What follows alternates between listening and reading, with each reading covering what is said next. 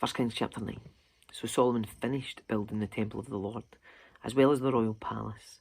He completed everything he'd planned to do. Then the Lord appeared to Solomon a second time, as he had done before at Gibeon. The Lord said to him, "I've heard your prayer and your petition. I've set this temple apart to be holy. This place you have built, where my name will be honoured forever, I will always watch over it, for it is dear to my heart.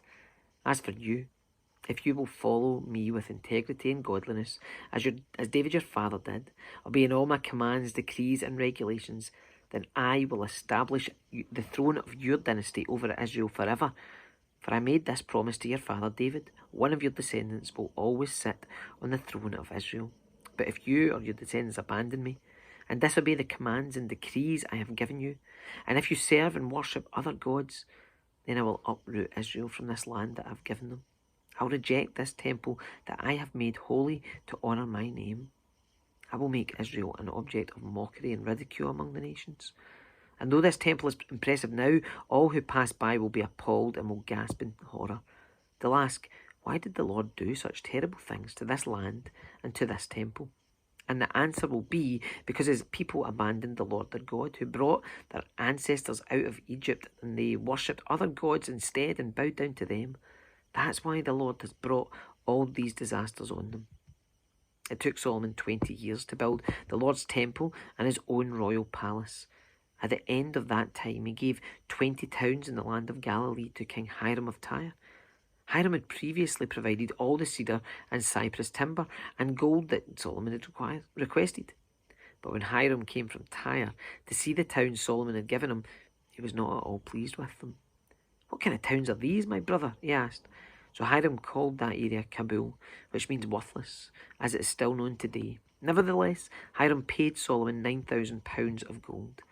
This is the account of the forced labour that King Solomon conscripted to build the Lord's temple, the royal palace, the supporting terraces, the wall of Jerusalem, and the cities of Hazor, Megiddo, and Giza. Pharaoh, the king of Egypt, had attacked and captured Giza, killing the Canaanite population and burning it down. He gave the city to his daughter as a wedding gift when she married Solomon, so Solomon rebuilt the city of Giza. He also built up the towns of Lower Beth Horon, Baalath and Tamar in the wilderness within his land.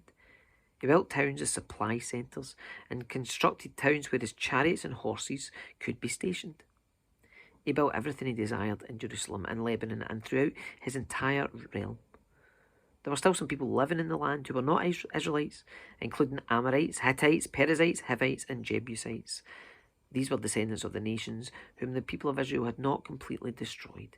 So Solomon conscripted them as slaves, and they serve as forced labourers to this day. But Solomon did not conscript any of the Israelites for forced labour. Instead, he assigned them to serve as fighting men, government officials, officers and captains in his army, commanders of his chariots and charioteers.